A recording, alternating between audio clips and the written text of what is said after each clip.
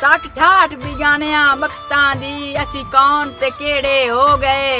अब बोलवा दे तोड़ निभावण दे ठगबाज परेड़े हो गए। आ सज्जन साडा बां दुश्मन दी साडे नाल बखेड़े हो गए। आ डली दी गिरे अपने गैरा विच आपू ख्याल नखेड़े हो गए।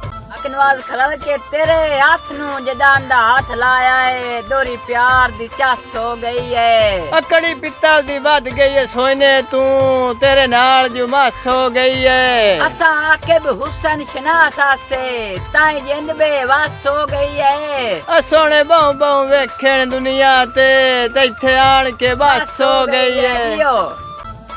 साहब के असी ओ बंदे नहीं जेड़े सज्जन बना के ते मोड़ मुक्केर जबान तू बंदिए। सानू गुट्टी है जदान लुटी मन दी डर क्यों नुकसान तू बंदिए। भाई वाज वेख के मैले कपड़े क्यों भूल पहचान तू बंदिए। वे लगदे वास्ते नियत मलूठी लगे दर्द जहान तू बंदिए। गल सुन लुकमान बीमार में कोई ना एक करज गरीब दी मन से उन वाखी हुण ता मौत करीब है कदा सा मुलाकात दी बन से।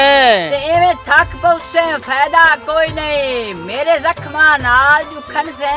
ओ मेरे फाटन कावे शेंद्रा ताई तू कित्तू कित्तू पटिया बन से। इला डीठा है पता नहीं के चाहना है आज ताई समझा न सगया। तैनू इल्म है ओ तेरा नहीं बनदा तावी ज़हन तू ला न सगया। मेरा हो के काबिश तू मेरे दुख दर्द वंडा न सगया। बंदे रब बोल वेंदे तू जलिया एक शख्स बुला न सगया।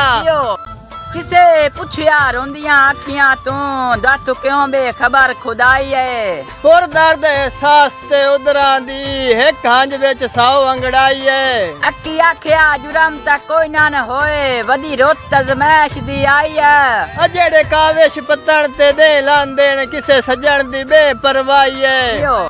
साहब जुग्गी कखा दी ठीक है पत्थरां दा पक्का घर बनवा के की करना है। साडा घर जदा खुशियां लैक भी नहीं विच सज्जन वसा के की करना है। ते जदा शौक है बस तन्हाइयां दा वत मजमे ला के की करना है। असा कावेश पित्तल दे गाणियां नू किसे गल विच पा के की करना है।